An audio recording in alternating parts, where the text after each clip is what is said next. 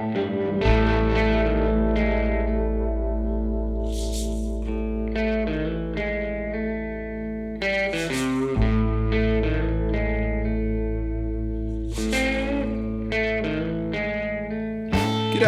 welcome to Say It With Guitars. I'm your host, Pete Cornelius. Each episode I'll be digging deep and getting to hang with some of Australia's finest guitar pickers, songwriters, producers, collectors and makers. I look forward to bringing you these fun conversations and I hope you enjoy Say It With Guitars. Hey guys, welcome to another episode of Say It With Guitars. Thanks again for joining us. A lovely chat I've got for you planned today. The one and only Damian Cafarella. Such a great name to roll off the tongue. A bit of a backstory, actually, which made me release this one at the moment, is a friend of mine, David Gray, was over at a festival called Dashville, and he saw Damian play in numerous bands, and he was like, "Oh, Damian, you should hook up with Pete. He's got this podcast going on. I think he'd be a great guest." And what do you know? He'd already been interviewed. So enjoy, folks. Before we crack into today's show, I'd like to shout out to our sponsor, Mr. Billy Tarrant from Tarrant Guitars. Billy's an amazing luthier and he makes some real sweet instruments. I'm lucky enough for him to have built me a 00 size acoustic guitar, which I've dragged all around the country and it's sounding better than ever. So yeah, check out tarrantguitars.net.au, Tassie's one-stop custom workshop for custom-made guitars, all guitar repairs and services. Let's get into the show. I'd like to welcome to Say It With Guitars today's guest, Mr. Damian Cafarella. Damian, how are you? Hey. How you going? Yeah, I'm very well, thanks, Pete. Just here in freezing cold morning. I had a COVID booster yesterday, so I'm feeling a bit out of sorts this morning. So, but yeah, been going real well. Bit of a dead arm. Yeah, totally. I'm totally fine, but yeah. There's definitely a couple side effects this time, which is a bummer. Yeah, right. Have you been through the ringer yet? Have you had the cove? I have. I had it a few weeks before Tamworth, and which actually proved to be, if you're going to get it, like, it's probably a good time to get it so that you don't end up with cancellation of, like, many gigs all in that condensed week. So, yeah, I had pretty good immunity. Nice, because I did hear that a lot of people did come back from Tamworth with the cove. Yeah, so... Yeah. Oh, nature of the beast, man. Unfortunately. Yep, that's it. But yeah, so you've been well? Yeah, I've been great. Yeah, I've been hanging out, just doing my thing, starting a podcast just for, all my spare time. Thought I'd that's it. Hang out with some fellow awesome. musos and have a chat and maybe share some stories with people. And yeah, I thought it's a nice idea another way to network and bring the community together. So here we are. Absolutely. While we're talking about Tamworth, we might as well have a little chat about Tamworth. You're one of the busiest men in Tamworth. You're all over the place. How do you manage that? How do you juggle, different bands, different sounds, different guitars, all that stuff? Or even just booking things. Like, give us a little insight into Decaf on tour in Tamworth. Yeah. Well, leading up, like, typically there'll be a couple of shows that I base my calendar around, and I try to keep that really fair. People that get in first or whatever. But generally speaking, I'll be doing a couple of things with Lachlan, and there's usually something that happens as something either semi-regular, like through the week, like there might be 3 days or something, or there might be like, I sometimes get booked to play with Bill Chambers at the pub, and that will be like the same time every day. And then it's just a case of slotting things in and around that and just being able to go, oh, I can do that, oh, I can't do that. But yeah, leading up to it is definitely the challenge. I try to not, obviously it was in a different month this year, but I try to not really overcommit myself for January. Like I don't promise people that I'm going to have 1,000 mixes out to them and everything's going to be super speedy, because I think one of the ways to make sure that you that you keep getting work in that space is just making sure that you're really prepared and making sure that people are comfortable and confident that you're going to do the job, you know? Yeah, there's definitely a lot on the line, and especially from an artist's point of view, booking a guitar player, Absolutely. knowing that they're going to be busy. It's not always I guess they're busy, number one, because they're good and they get the job done, but you also think, I really hope they've done their homework and hope my show, they're going to, put 110% into my show as well as the next one and all that. Yeah. So hats off to you, man. And are you simply playing guitar really at Tamworth? Or I know you sort of dabble in all sorts of instruments, yeah? Yeah. Well, like I've been restricting it much more to guitar. Like I very rarely do drum gigs. Like I these days I have a little bit of some early onset arthritis, and I find that I just get too emotive on drum gigs and start hitting way too hard because, they put microphones in the bass drums and I go, yes, the Italian in me takes over. But so I try to, sort of hang around bass and guitar, even though I love drums. Like I just want to be able to play them on records for a long time, Yeah. Yep. Yeah, once you start playing in a live environment on the drum kit, it does get pretty exciting pretty quick. And absolutely. If it's not your regular gig, you sort of have far too much fun and yeah, definitely. So you play a bit of drums as well, don't you, Pete? Yeah. My old man's a drummer, and I guess we kind of learnt together. He sort of started learning drums when I started learning guitar, just as a unreal. Supportive. Well, no, I wouldn't say supportive. He just found out he could play drums one night at a party. He's like, "Oh, what's his drum kit in the corner? I'll go and play it." And then he just smashed out a 4 on the floor. I went, "Oh, I can do this." So we kind of what a legend. We kind of learnt together in that respect. So I played a little bit of drums and he taught me some stuff, and then eventually I was teaching him some stuff. But that's just I don't think he gets. He likes getting taught what to do. I'll tell him what to do on the drums. He's like, I don't do that. I play it like this, and that's it. Yep. Fair enough. We had fun. He was the drummer in my band for a long time, and because I was a lot younger, I was 15, 16, touring around. So he was my parent guardian at these venues, and I could sneak in and get the job done. Very good. That's awesome. What a cool story. That is awesome. Yeah. So how about a little bit of your backstory, mate? How did you first get into guitar, and maybe what was your first instrument, or did you have any mentors, or did you learn through your folks or school, or give us a little rundown? Well, it was kind of all of the above, honestly, for me. Like I had zero interest in music. In fact, through primary school, I used to talk to my cousins that would sit in their rooms listening to music and go, "Why are you doing that? That's such a waste of time." And my brother started on the drums. Like he started in year 7. They had to learn an instrument for music class, and had there was a great music teacher, music coordinator at the high school we went to.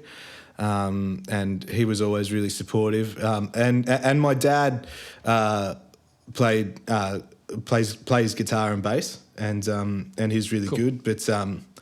But he had us really young, so there was much fewer gigs, and just more, getting the roof going. And but yeah. So I didn't really hear any music until pretty late in the piece. And what I did was just church music. Dad would play in the band on Sundays, and I'd go, "Look, it's pretty cool. Like it's good that he knows how to do that." But I didn't have a lot of interest in it. Like when him and Mum started going to church regularly, Mum went a little bit heavy into it all.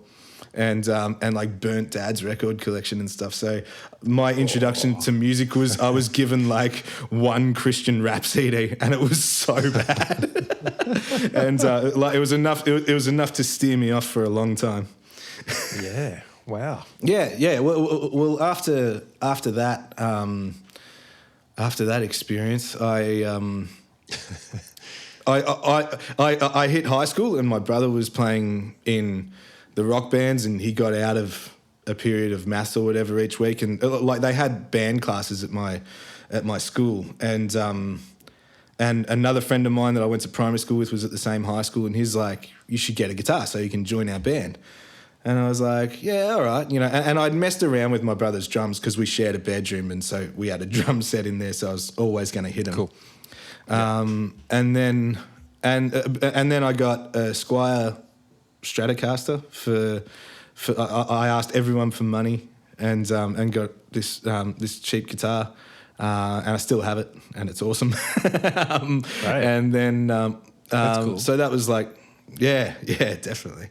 So that would have been 1997 or 1998 or something. Like, can't remember whether I was right in from year 7 or I was pinching guitars and learning bits, and then I got the guitar the next year. But yeah, so yeah, that was the vibe.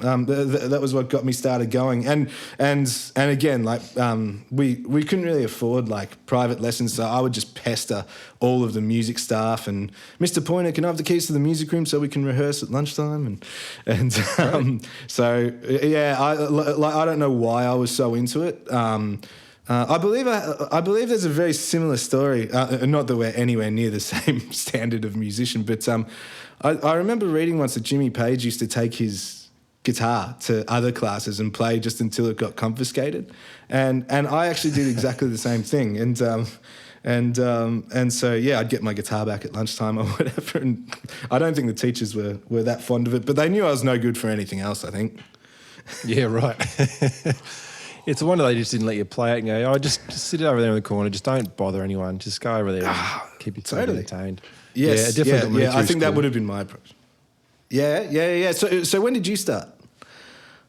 I was probably 9 years old, and I played piano for probably 2 years. I took lessons from a local teacher down the road who was, I guess, pretty loose in the, like, we sort of went through the whole, grading system and all that, but he was also very appreciative of improvisation, or he was a bit of a jazz piano player, and he had background in old school sort of ragtime piano.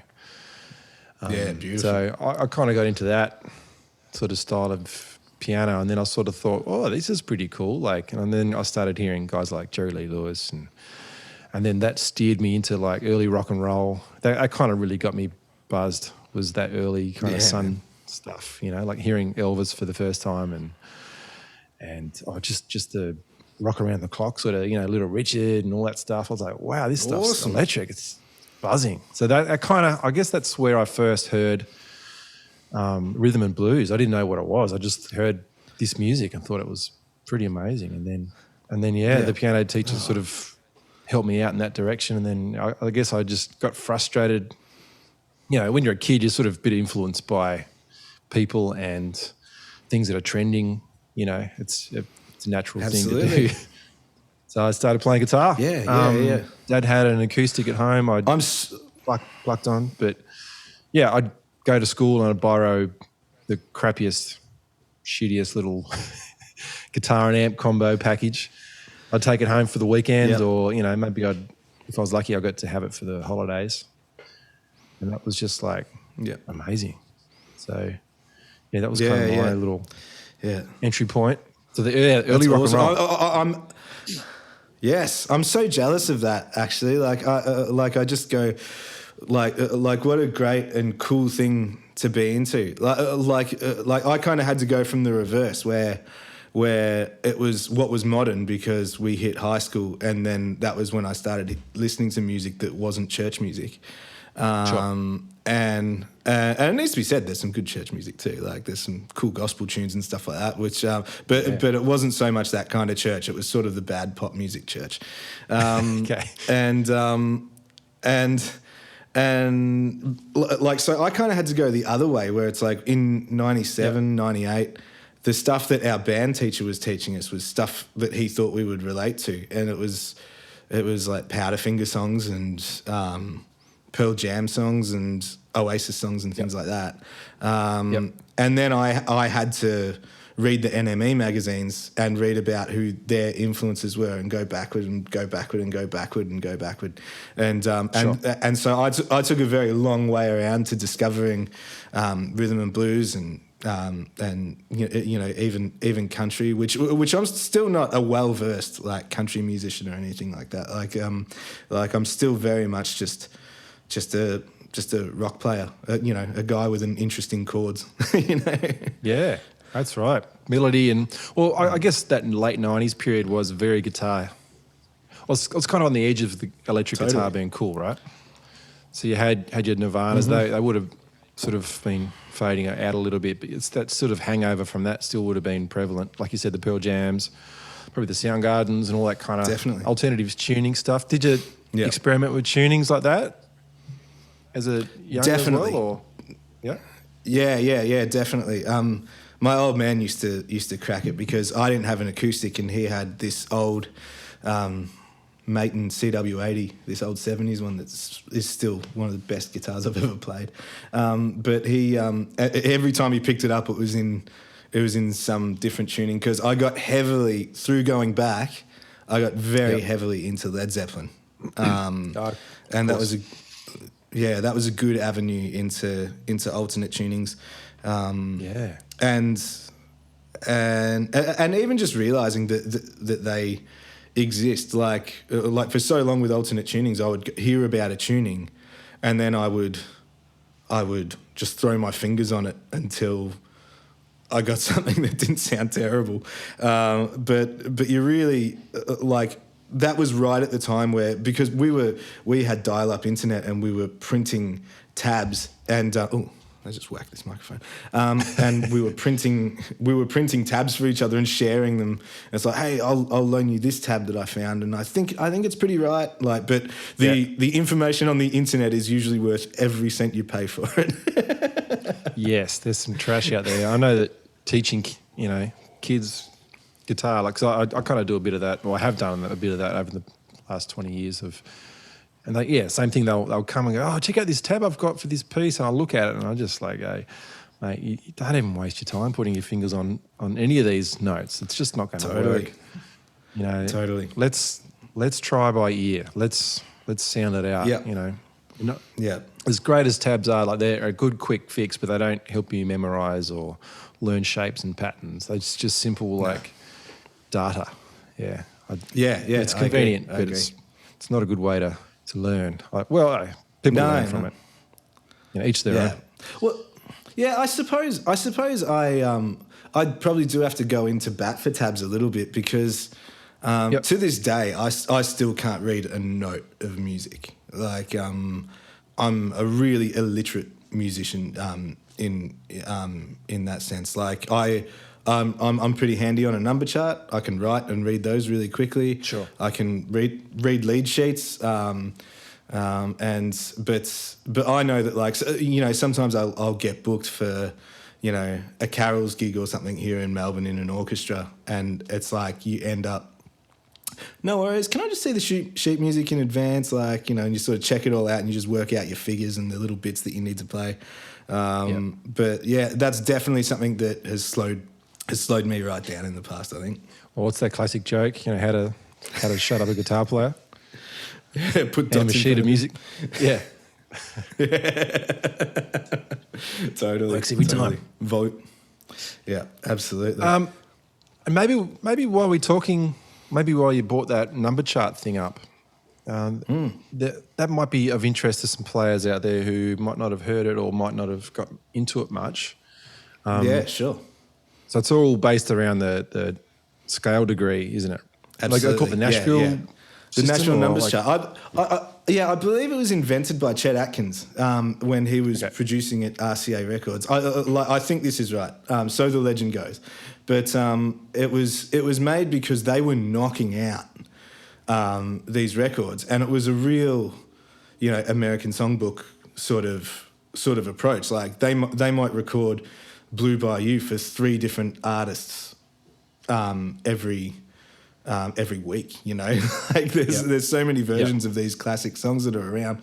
And so I believe it was developed by Chet, very, very closely related to the kind of do-re-mi approach, which is a bit different, I think, because if you read like Italian sheet music that's in do-re-mi or whatever, do is always C or something like that. Like if the key signature is B, it would be like if it's like say if it was C sharp, it would say do sharp or whatever. So that's a bit of a weird thing. But I think he wanted to develop something where he wasn't writing out for rhythm sections. Like he might do a different string arrangement or whatever, but and tailor it a little bit to artists. But Chet just came up with this thing where he could go, all right, everybody get out your Blue Bayou chart, and he would mess with the singer for a little while, and they'd find the key and go for it. That's the beauty of it, isn't it? You can change the key really quickly and still have the same intervals. You just the tonics changed. So.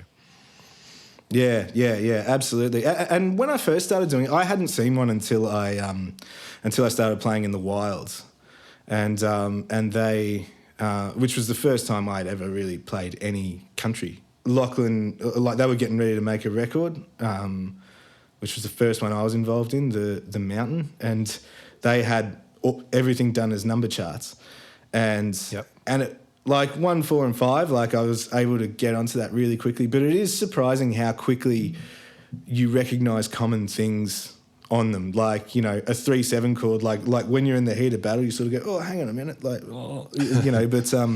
But after a while, like you start realising, because that's the other thing that's kind of a bit of a point of difference with number charts is they're always written in major keys, which is how I've experienced. Occasionally I see one where somebody writes one minor or whatever, but so if the song's in E minor, it'll be written in G and your one chord will be a 6 minor. And so gotcha. once you play a few songs that are in minor keys and have that 3/7 chord, because every songwriter that's being dark loves the B7 shape. As soon as you see that a few times, it all kind of starts to make a pretty good picture in your head, and it's a super efficient way of doing sessions. Like particularly for myself, because on a lot of records that are produced here, I have a little bit of a funny system with it where I'll get demos as early as possible and sort of put the song together in my head. And literally the first thing that goes down, like without a guide track, without a guide vocal, is the drums. And so I just count it and I count off each section. So if the drums aren't until the first chorus, I count off the intro. And then leading into the first verse, I count off the verse.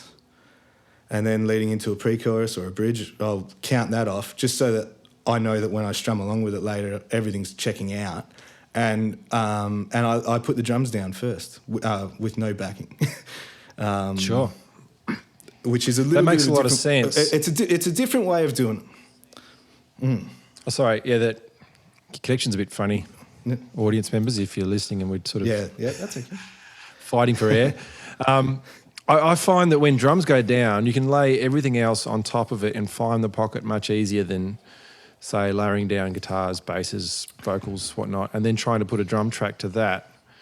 It's one of the hardest things to do, I think, as a multi-instrumentalist as well. It's like finding that pocket. You almost, like you said, better off starting with the drums. Well, there's no right or wrong. Everyone can do it the way they like, but I find the same thing, totally. I actually find as well that it's a really useful approach, because so often the artist will say, hey, look, I have a guide track for you that I recorded at home in Logic or whatever. And you go, great, all right, awesome. And you listen to it. And then by the time you're doing that against the click track, if I've got nobody in there, messing me up, because I'm real fussy. Like the guide track has to be banging, if you're going to actually play over it.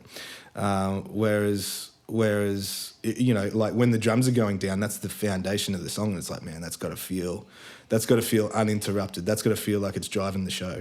Yep, yeah, absolutely.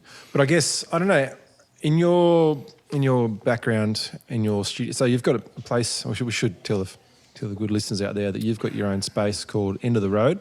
Yeah. And you've been working out of there for a while, yeah? That's a home-based studio? Yeah.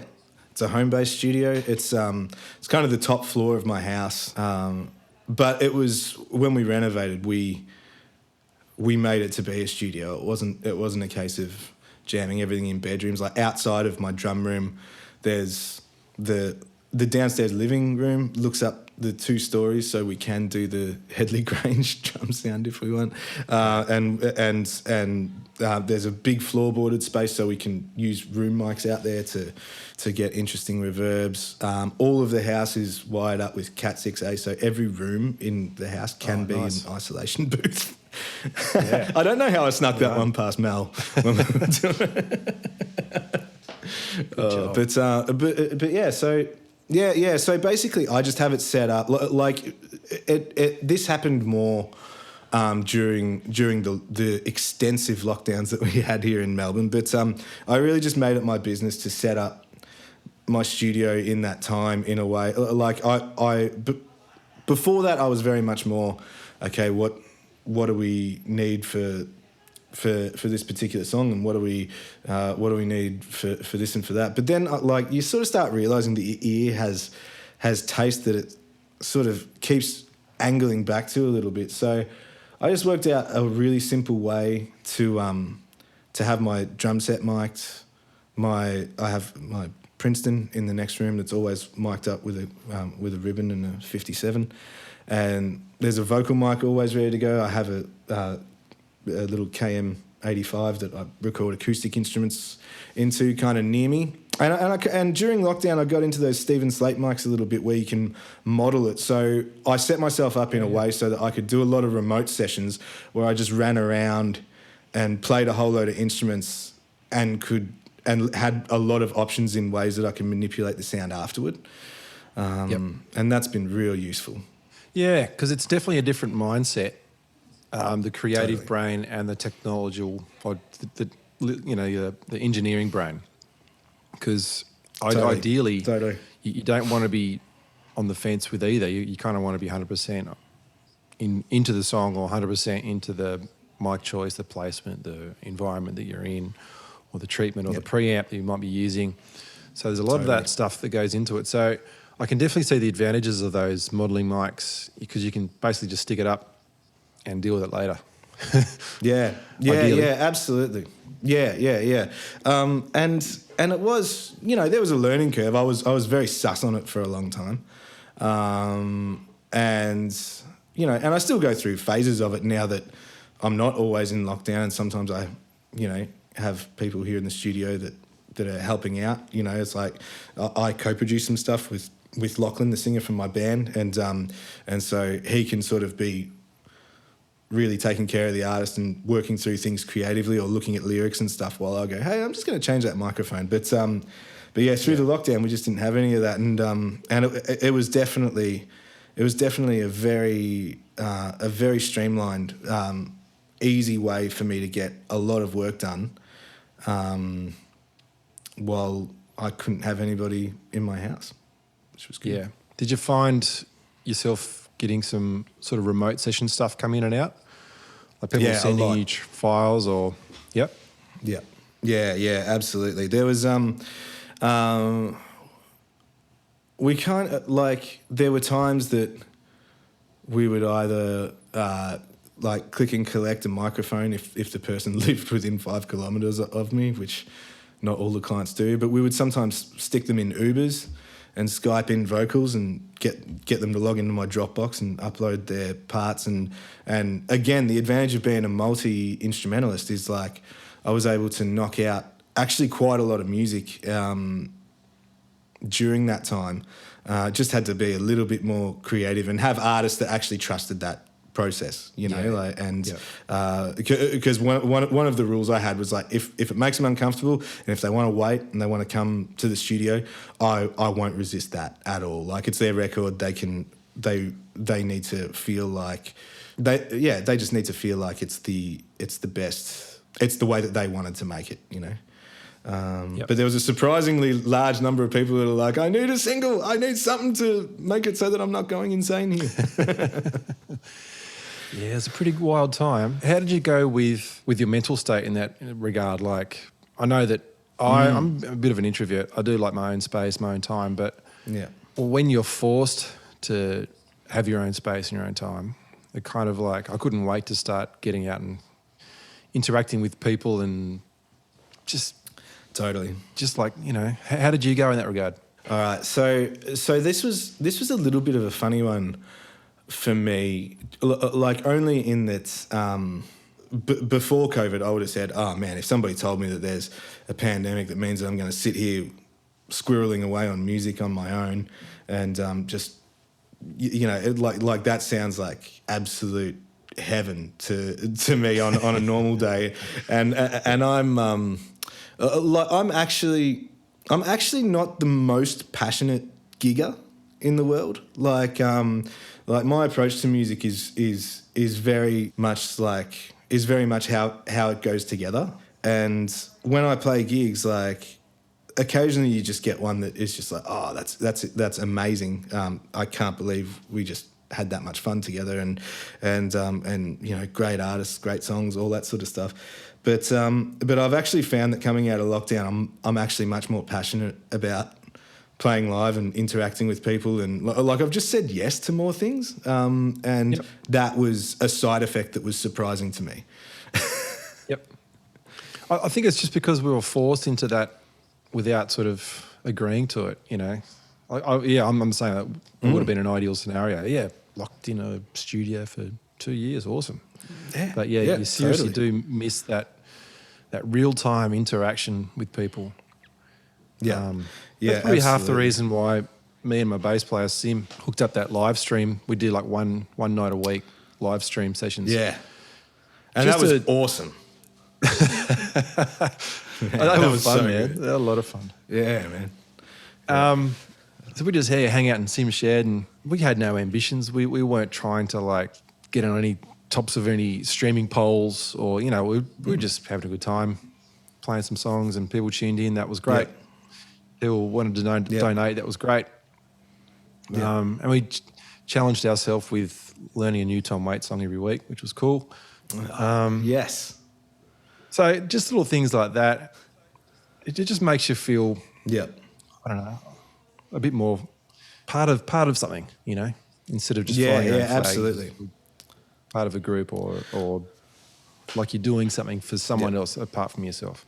Well, that was one of the things that I actually found really difficult, is that with our band, with the Wildes, Lachlan and Sean lived together in South Melbourne.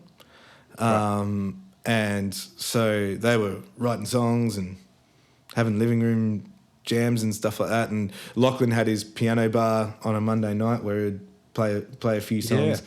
And it was like every week I had to like film myself doing something like making a cocktail or cooking a meal and sending it in. That was my contribution to the show. So that was a little bit tricky, because you go, oh man, I would just love an afternoon to be in there with them having a whiskey and playing some songs, you know. But then the other part of it that I actually found kind of harder in some ways was when there are times that people are coming into your space and into your studio, and there's preparations that you have a deal either with them or even with yourself. Hey, when they walk in, this is where we'll be at with the project. The way that the lockdowns in Melbourne actually felt like they may never cease for a little while. And straight up, I didn't really have a problem with all of that. But it did feel... I'm a very structured person with the studio, because it's a home studio. I'm like, I start at 10 a.m. and I finish at 6 o'clock. You know, it's like for me to work outside of those parameters, then there has to be something where my family isn't in the house and they're off doing something else. And, you know, like I've got very strict rules about when and how I work, because otherwise I would just disappear into here. And I found with lockdown, it's like you take 2 hours, because all your kids are like my kids are grown up as well, so they've got full-time jobs, and it's like, so they're working from home downstairs. Mel's got an office in what used to be, you know, my reverb spot. You know, so she's doing Zoom calls and stuff all day, and so you go, oh yeah, no worries. Well, I guess I'll go downstairs and make everyone lunch or something like that, and then you just find yourself working funny hours, and everyone's like, who cares? You know, we're all sick of you being miserable anyway. So, but you were fairly productive. You put out an album in that time, right? Was that for? Yeah, we did. For practice sake, like the instrumental record you put out? Oh, yes. Sorry, that one. Yeah. I thought you were talking about Wildes albums. Cause cool. Put out We'll talk about both. But yes. Yeah, sure. Well, yeah, the instrumental one was just like, I record myself practicing a bit. I always think it's good to hear yourself back because, you know, sometimes there'll be something small on a session, like, you know, for example, my slide playing was a big focus of that instrumental thing. You know, I'm not Pete Cornelius. Oh, come on. And and I just decided that I was going to learn all of these songs. And as I was trying things, like there are a lot of little technical focuses in there. And I just thought, hey, you know what? Like some of this is, you know, it's very me, like it's very mellow music and all that sort of stuff. And I'm like, I don't know. Outside chance, people might like to hear this. They could, you know, they're in lockdown. They could put it on while they're cleaning their house, or they could meditate to it, or they could have it on while, you know, maybe relax to it while they're, you know. I sometimes find music, you know, without the attention grabbing of the lyrics can be, you know, can be pretty therapeutic. So I just thought, oh, you know what, like I'll just compile a couple of these, ask my friends who wrote the songs and just go, hey, do you mind if I dump this on a Bandcamp page and give it away? And they're like, no, that's cool, that's fine.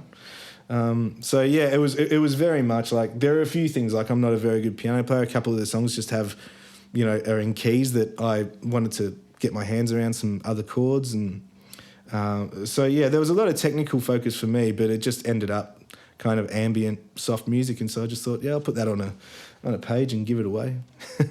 That's great.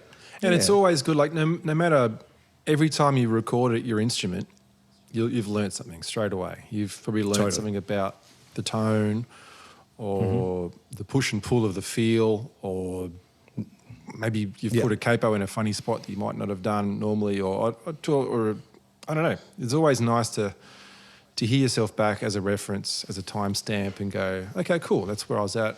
Or, like you said, as a learning tool. Yep. Go, I'm going to learn these songs, and I'm going to play them with a lap steel. I'm going to play them with a bottleneck, or I'm going to try different tuning and try and play the same part. Like, it's such a great thing. So for those listeners who are out there who haven't dabbled in recording, I can definitely highly recommend just getting a tiny little interface. You can spend $100 on a little Focusrite thing and just plug your guitar in, or even on GarageBand or whatever, just use the mic that's been built into the device and just go to town. Totally. You know, you can't hurt anything, so go for it. No, that's good. That is some good advice, Pete, I think. So tell me a bit about the Wildes record you guys did in lockdown too, or have you guys done one since then as well? You've put out a few, right? Yeah. So we had a live record that was bits and pieces from, you know, like multi-tracks that we'd collected from gigs. Like, it was just when we were playing one of those nicer rooms, like a theatre or whatever, it was just like, hey, do you have that thing where we can jam a stick in there and take the multi-track home? It's just like we just kind of collect those where possible. Great. Yeah, we just decided that we would have a go at a live record, and that was pretty good. We also thought it was a pretty special and unique time to put out a live record when people couldn't see gigs. You know, like, it's like you can do your, you know, Lachlan's Monday night stream playing his piano and singing Bob Dylan songs, but it's like, you know, so often what the people, you know, like, people were connecting with it, but it's like, yeah, like, it wasn't something that, you know, Sean or Riley or I could really be part of, and or at least not easily. And it was just like, hey, well, we have these, like we should do it. So that was the very basic story of that. And then the other one was the album that we that we recorded. We had actually submitted that record. I think the guts of that album were made. We might have done a few overdubs like once we entered the first lockdown, and we may have done a little bit of work on it. But for all intents and purposes, that was submitted to our record label. Sure. By the time we entered lockdown, and it was just drizzling out singles from it in case we came out of lockdown, and then it's like, hey, and now here's a music video, or we could do something quickly. But as time went on, it was like, well, we either release this album or we don't, like, because we're all writing songs, we're all having a go at things, and it was funny. Lachlan and I had a really frank discussion about it because, like, it was mixed. This friend of the band's had mastered it. This American guy, John Burnside, and it was ready to go. Like, the label had, we love this album, it's cool. And me and Lachlan were talking on the phone one day, and we were both like, I'm really not into this album. Like, I'm just not really, I'm not there anymore. Like, and he was like, I got a couple of things that I think would make this album much better as well. I'm like, send me a demo. And so there's very late in the game, 3 songs got scrapped off of that album. And we essentially took it back from the record label and said, no, it's not ready. We're not doing that. Yep. And so 3 of them were recorded at our home studios in isolation. Like, Lachlan's got a Steinberg interface and an SM7B, and cool, and one of the OPR 87s or whatever, and he recorded his piano. Yep. And I think I gave him a pair of Rode pencil mics so that he could do it in stereo. And the fact that Sean lived with him, it was like, there might have even been, there was one song that was a song that Sean and Riley wrote, and they sent me the demo. And I said, all right, cool, well, I'm hearing it something like this. And I had a morning where I could run around a little bit. And I sent it back. And Lachlan's like, I'll just put a vocal on this and we're done. We really kind of had to be open to the fact that it's like, hey, if at this point, if somebody plays something and gets a really good sound from their home space or whatever, then it goes on the record, like it's, it doesn't matter if you're the guitar player or the bass player or it was just a really open process, and everyone was cool with it, and the album is now something that I go, hey, I'm actually really proud of that album.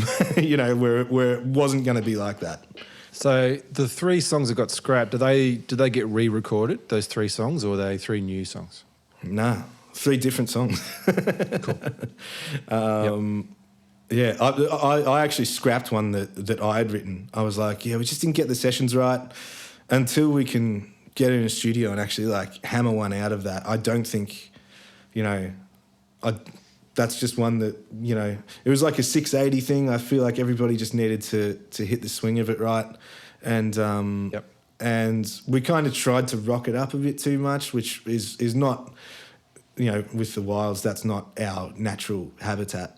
So with a bit of reworking, you guys sort of made it work and made it relevant again? Because that's what happens sometimes. I find that if you leave a project for too long, it's just not who you are, or the songs don't relate. They just get a bit stale, and you got to act fast, get it out. Yeah, I agree with that, like, massively.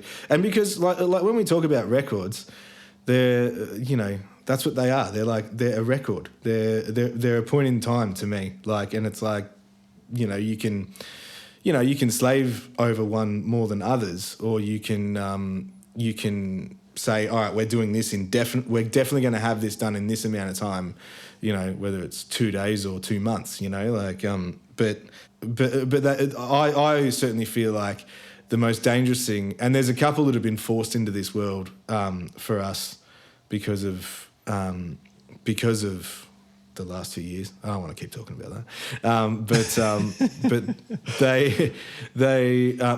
there's records that were started before that time that people's financial situations have changed, or what they want to do, and you find yourself just working on a single at a time, and there's still records on my computer that aren't finished from pre-COVID. Sure. And it's crazy, and you just go, oh man, like, that would drive me as a songwriter, it would drive me crazy because I guarantee they've got 20 other songs that they're probably wanting to get going on. Yeah. You know?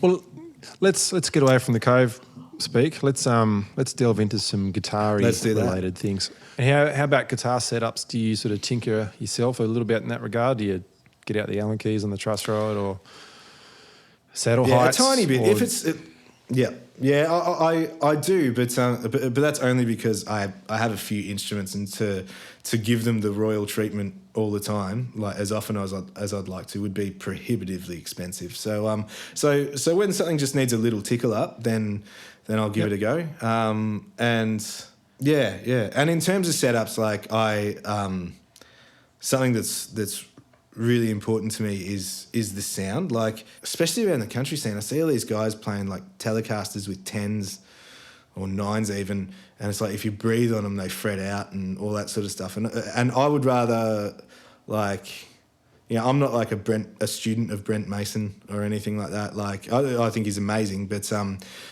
I would rather not be able to execute as fast and have the instrument sound really good, and be able to pick up a slide quickly for a part and not have everything buzzing out. Like that's something that I'm really passionate about, is thick strings and high actions. Has that come over time, or did you sort of start there? You reckon? Yep. That's definitely come over time. Like I had a set of thick strings on my first guitar once, just because they sort of, I noticed that they aged not as quickly, and when I started guitar, I wasn't old enough to have a part-time job or anything like that. So it's like the idea of getting new strings constantly was really hard, and I was like, thick strings, they seem to not age as quick, and they don't lose their intonation as quickly, and you can be stronger with them and all that sort of stuff. So I liked them, but I kept going back because I was still learning and getting strength in my hands, and then it hit a point, probably when I was a couple of years out of high school, where I was like, where I just felt like every time I was saying to somebody, "Man, your guitar sounds so good. What's the thing here?" And it seemed to be that the guys that I said that to were like, "Yeah, I've started going down this rabbit hole." This was like pre John Mayer, where John Mayer comes along and everybody wants to talk about it, but this was before that. So but yeah, there was definitely a correlation between guys like me. I've always been kind of a Stratocaster player mainly, and going reasonably beefy on those, I think makes a big difference. And one thing I have noticed, I'm totally a Strat guy as well. It's my first proper Fender, I guess, because I had a massive Stevie Ray Vaughan crush as a kid. Learnt all of his licks, and I even got one of his signature Strats. That was my first Fender. Awesome. And I've still got it. It's so good. Such a great sounding, big fat neck on it. I'm happy that was my first Fender. The Steve Ray Vaughan Strat. Cool. But once you start putting bigger strings on them, you've got a bit more to do in terms of your setup with your springs, because your tremolo is going to like dive. So you kind of have to, it's like a real balancing act, finding the right string, the spring tension, and whether you want the tremolo kind of like hard up against the wood, or you want it like sort of semi-floating, and there's a few little techniques in there. So, and that's great stuff to get into at a young age, to sort of just start tinkering and going, oh, what does this do? What does this screw do? Like, and I guess we do have YouTube now as a little a guide or a point we can go back to if we stuff it up too much, but. I think it's good having a little bit of interest in that stuff, doing a bit of your own maintenance. I know recently I've been just sort of every few string changes, getting out a little fret file and just sort of like, or just polishing the frets a little bit, stuff like that. And then you pick it up the next time and you go, oh, geez, that feels great. I'm glad I did that. Yeah. So just, small things like that, I think are great little things to, save a few bucks and to learn some skills and... definitely help you out. And and in terms of maintenance, you never stop. There's never little bits of information that you go, oh wow. Like recently, I played a gig just a couple of weeks ago now, or last week, and I got like an insurance claim going. I didn't notice it was there for a start, but even if I did notice it was there, my guitar rack was in front of one of those smoke machines or whatever, and I never even knew that this happened, but like when I picked up my Junior, which is a satin finish, it had like really badly, like it felt a bit sticky, and then when I wiped it off, all the finish just came straight off it, right? And I didn't know that, so I hang on, I'll show you this. This is let me see. Yeah, so just a normal Junior, but like all. Oh yeah, it's all chipped. That. Or yeah, wow. but those, that is just that's just so that's sat in front of your chemical stuff they put in. Yeah, it was in the middle of the rack, and next to it was my Levinson blade strap, which is like a 2-pack finish or something, I think, and my Duesenberg lap steel, both totally fine. But as soon as I picked up that guitar, like at first I was like, oh, maybe somebody spilled a drink or something at the back of the stage because it was kind of sticky. But when I got it home and pulled it out for a session the next day, gave it one wipe down, and I was like, oh no. Whoops. Because they do get pretty hot, those smoke machines. We used to have one in the back of the van we'd bring out every now and again, and accidentally, well, not accidentally, our drummer would hold the switch and just take pride in like covering the whole venue in smoke. But they used to get quite hot. I noticed. So maybe it was a heat-related thing as well. I don't know. Maybe. Could be the chemical. We'll see. But that sucks. If you don't want it to age like that, you know. Paul Hogan, strip it back and get that retro used look. Yeah. The main thing is I don't want to, I definitely don't want to be, because it's a Junior, it's not the most expensive Gibson or anything like that. But I would hate for somebody to go, all right, we'll replace your guitar because I just like that one. It's awesome. Yep. Yep. So what draws you to a particular guitar, man? Like, do you hear sounds in advance? Like if you're playing on someone's record or you're at a live gig, when do you know that's a Telly song, or when's that? I've been listening through the playlist you sent me of some of the work you've been involved with, and I've noticed that you've got a way of making that guitar sound like that guitar. Like I can hear hear a Telecaster, and I can hear a Strat, or I could hear a Gretsch or something. Like it sort of sounded. Yep, totally. I don't know. Like for some reason, when I play a particular instrument, I still have strong elements of my tone or my sound, with a bit more, with a bit of Strat, bit of Telly, perhaps, or whatever. But when I hear you play, it sort of sounds like that instrument. You've got a good way of getting that out somehow. I don't know. Is that probably not a conscious? I don't know. Maybe my playing just doesn't have as much personality as yours, Pete. I kind of think I do think about what guitar I'm going to play on what songs really strongly, and when I'm choosing an instrument, like if I'm going to buy an instrument, like it sounds really corny, but like an instrument will generally, find its way to me. Like I don't necessarily sit there like scrolling Marketplace all day going, hey, that's a good price for one of them. Like I'm not a collector in that way. And almost all of my guitars are stock. And so for me, the main thing that I'm looking for, I almost never plug an instrument in before I buy it. Like to me, there's something about the way that it happens acoustically that you go, hey, I connect with this thing and it makes my hands do something different. Like it inspires me to.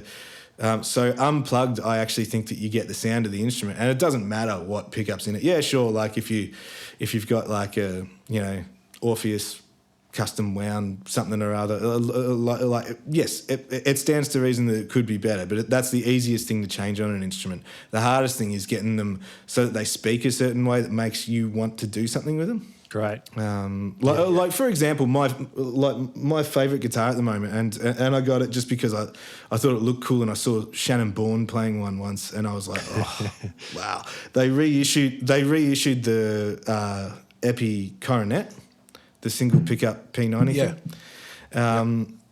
And I went into Sky Music. I've got a friend that works up there, Katie, and and I was like, hey, I just want to check out this, these guitars. Like they look cool, single P90, real simple. And I played it, and it was awesome. It came out of the box. It was almost in tune, and I love that guitar. Like I've taken it on the road a bunch now, and I've played a couple since because I was like, I want to get a backup for it, and dogs. Like, and it's just like, wow. Well, that happened to be the first one at the shop when she was getting it out of the box. She was like, "Oh, did you want to try a red one or a black one?" And I was like, "Don't care, just want to try one." And when I played that one, I was like, "Cool, I'm definitely taking this guitar." That's great. Yeah, and even like I know you've got like a really beautiful 355 or a 335 or something like that, but it's like my hollow body instrument. Like my Gibson style hollow body instrument is one of those new cheap Guild things, and and I went in to get some drumsticks from a music store that Mitch Power works at, just up the road from me, and I was like, "Oh, you guys have got those? Are they any good?" He's like, "Oh, I haven't played them yet. I took some photos of them for the website, and we checked them out, and he was like, "Oh, this is a good guitar," and I was like, "It really is," and it's just like played great, left with it, like it's not. There's a few instruments that like it would be very rare for me to discover later in the game. Like I know a lot of people buy a guitar and then go, "Yeah, I'm not sure about that one. Like maybe it's cool. Maybe I just got to live with it for a bit. But if it doesn't, then I'll get rid of it." That would be a very rare situation for me because I'll pretty much only buy an instrument that I'm like, "No, I'm really drawn to this. Like I really want this as part of the palette, Yep. And is that a big part of the purchase? Like because it's going to sit in amongst other guitars as a point of difference, or is it like this could be a number one guitar, or this could be a do-it-all guitar, or do you sort of more of like a signature sound for a particular I don't know. What's your vibe on that? Generally, I'm looking for something really specific. Like I might hear a record. Like until recently, I didn't really have a guitar that had P90s in it at all, and I'm so into them now. Like I just heard some records, and I was like, "How do they get that sound? How do like what's the deal with that? Like, what am I missing here?" And a friend was living overseas for a little while, and I minded. He had this gold top Les Paul that it was a Les Paul Deluxe with the two P90s. Yeah. And he was like, "Man, can you just take care of this guitar while I was gone?" I'm like, "Yeah." And it was such a good guitar, and I found that like I used it on so many overdubs, and it really had a dialed in specific sound, like especially for playing slide parts and getting those roomy kind of sounds that are on like Jason Isbell records and things like that. Like it was just a real built-in sound, and I was like, "Oh yes, that's going to be a hard guitar to give back for sure," And so obviously after that, I was like, "No, that's something that now that I've had, I got to find a good way of getting something that sounds a bit like that into the collection." Yep. Definitely a great pickup, and then I think they kind of do a bit of everything, depending on the action or the amp or pedal choice. You can definitely get a lot of tones out of a P90 if you can put up with that little bit of noise. Yeah. Great. Yeah. Right. I'm not overdriven really heavily anyway. So like the noise is not a massive factor. Like I'm just looking at my pedals now, and it's like I do have one overdrive that's like almost always on, but that's kind of just doing the like if you can't get your amp loud enough sort of thing.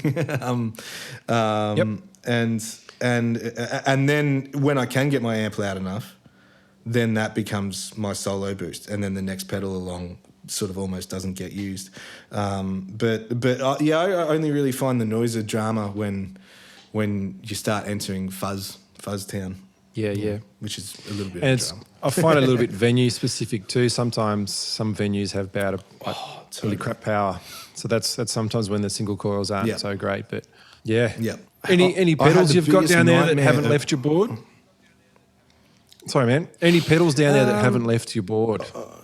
Yeah. Well, Well, there's a few. Like there's always like I love for fuzz. I've got one of those Keeley fuzz benders, which is like it's got a bit of the bias. It's got the bias knob on it, so you can get a little bit of that Fuzz Factory splatty Queens of the Stone Age thing.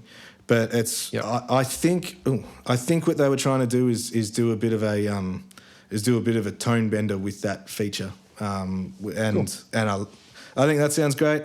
At the moment, my overdrives, a friend of ours makes the overdrive pedals that I normally use, but they're sitting over there. They've busted the switches on them are gone, so I'll get him to fix them. But he's overseas. Right. Old Jeez. Shane Nicholson. So he's got. He made me a Nobels and a Jan Ray, or a Timmy. Oh, cool. Whatever those are. And he did a really sweet thing. Hang about. He called the Nobels the Noble Calf, and he made it blue to match my eyes. Perfect. Match made in heaven. Yeah. So for overdrives at the moment, I've got, and I am really enjoying. I've put my Klon KTR on for my kind of always on thing, and that sounds really good. One that almost never leaves because it's like the real get out of trouble pedal. I've got this Hotone. It's a very small wah pedal that can be an active volume pedal as well. Oh wow! So if it's clicked one way, it's a wah-wah, which I almost never need, but just occasionally there's like one song in a set and you go, oh man, I wish I had that. And then the other time it's an active wah, and the advantage of being active is you don't get all that tone suck. So if I've got to play steel, or if there's a song that I'm playing some slide parts on or something, and I just want to fade in a little bit, that's super handy. Nice. The Boss DD200. Yeah, tiny. It's great. I'm running my whole board on this little. I was using a pedal train, but my delay pedal, the Boss DD200, the front of it ramps down, and I was stepping on knobs of pedals that were in front of it and stuff. So I just got this tiny little NUX board. Oh, and, cool. Everything kind of fit. Everything fits on it, kind of nice. Excellent. And I've got a rule where pedals, except for drives, should be able to do two jobs, at least. So having the 5 presets on the delay and the 14 presets or whatever it is on that Ocean's reverb pedal is handy. Nice. Yeah, definitely nice to have the ability to go to different sounds on the fly. And I think especially if you are playing with so many different styles of singer-songwriters, to be able to dial in tones on the fly like that would be a great asset. Yeah. Cool, man. Well, what else we got? Maybe I can ask you one more question before we head off. Yeah, sure. Yeah, no worries. What do you think is the best investment you've made, whether it be a physical thing or not, or regardless of value? What's been one thing in your guitar career or studio career, perhaps, do you think you've bought that has been like a great investment of sorts? Yeah, that is a good question. That is, because on one hand, I straight away think of my green Levinson Blade Strat, because that I've had it since I was 19. It was my first like great guitar sort of thing. Yeah. But I don't know. There's a huge part of me as well that has to concede that subscribing to the music services is probably the most valuable thing for me. I can learn tunes there. Nice. I can get motivation and inspiration. I can see what everyone's up to. I know that they're really debatable as to whether they're a good thing or not, but I kind of try to approach that like a consumer and just go, it's so good for music fans, and I just get so much from it. Like somebody, I was away with Melinda, my wife, this weekend, and I had a client messaging me, saying, "Hey, look, with this song, like," and he wasn't sure. There were a few different ways he wanted to go. He was able to text message me a link to a high-res version of the song that I could play through the UE that was in the accommodation that we were staying at. And I go, yeah, man, that would be a great approach for that, you know. And it's like, unless when I started recording, unless people showed up with CDs and references, and you were having to rip things and import them into your project so you had a reference in there, and like, you know, I think the ability to consume music really broadly and hear anything at any time is probably the best investment that I can think of. That's a great answer, man. It's great. Oh, beautiful. Yeah, I think it's fantastic because everyone, quite often as a musician, you hear a lot of bad rap. You had a lot of people just bagging them out because they don't, you know, the financial reward for putting your music onto a streaming service is very small. And I know artists who don't even want their music on there because they don't believe in it. But I think that's a fantastic way to look at it. And I think we are very lucky in that regard that we can have access to so many amazing songs, albums at our fingertips within moments. Yeah, that's great. The other thing, the only other thing that I'll add to that, and it's directly related to that, is a few years ago I needed to change my speakers in my studio really quickly as well because I had a tweeter go on these old cheap ones that I'd had for years. And I got a pair of Adam T7Vs, and I think that they are an incredible sounding speaker, and I like coming in here and just listening to music on them. You know, so I think anything that just brings the enjoyment of music is probably the best investment you can make. Yeah, right on. Well done. Well, thanks very much for coming on the show today, mate, being a guest on the podcast. It's been nice having me, catching up with you. Yeah, absolutely. And hope you're doing well over there in Melbourne. Hope you get some more fun sessions come in and out and some gigs. And yeah, it's going to be great. And hope we can catch up again sometime soon, mate. So yeah, man. Take it easy. See you soon. All right. Right on. Let's go. Thanks for listening, folks, to another episode of Say It With Guitars. If you enjoyed today's episode, please subscribe to the podcast, share it around to your mates, leave a good review, and hopefully we'll see you next time.